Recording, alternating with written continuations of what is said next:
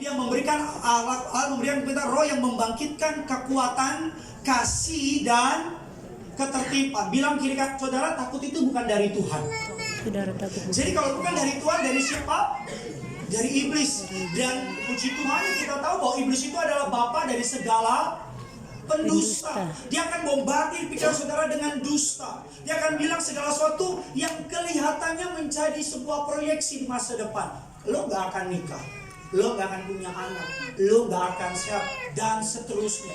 Bodohnya kita biarin pikiran kita dikuasai oleh itu semua. Saya belajar sedikit neuroscience saudara. Demi saudara, neuroscience mengatakan demikian. Ada dalam otak manusia namanya amigdala. Amigdala ini di otak manusia, amigdala ini berpotensi untuk mempetakan rasa takut, untuk memetakan atau mendeteksi ancaman. Jadi sebagai sederhana, amigdala ini ketika saudara masak dan pegang panci dan tiba-tiba pancinya panas, saudara lepas.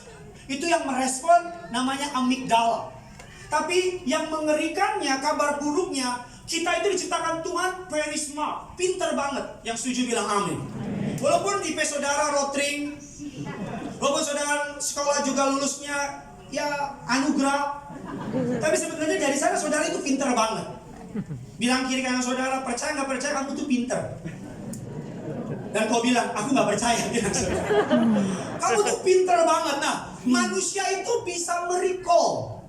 Amigdala itu dia bisa membuat self defense. Dia bisa membuat sebuah yang namanya recall. Contohnya gini, kalau saudara pernah tolak dalam nama Yesus, naik mobil atau saudara jalan, tiba-tiba saudara ditabrak sama pickup warna putih.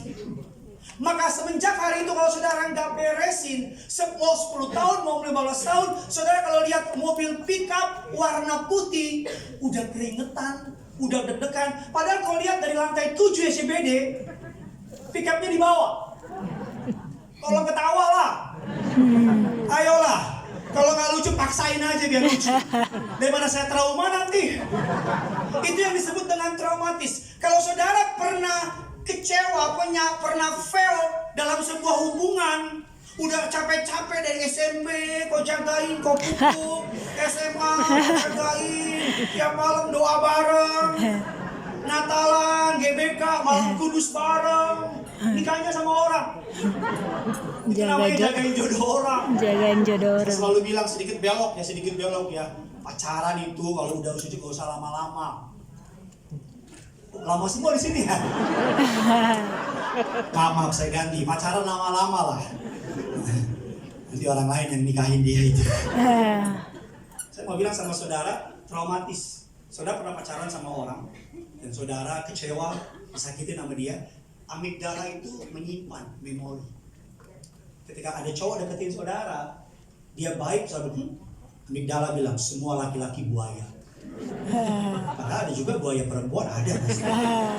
Enak aja. Zaman dulu memang laki-laki buaya, sekarang juga banyak perempuan buaya, banyak. Buaya betina banyak.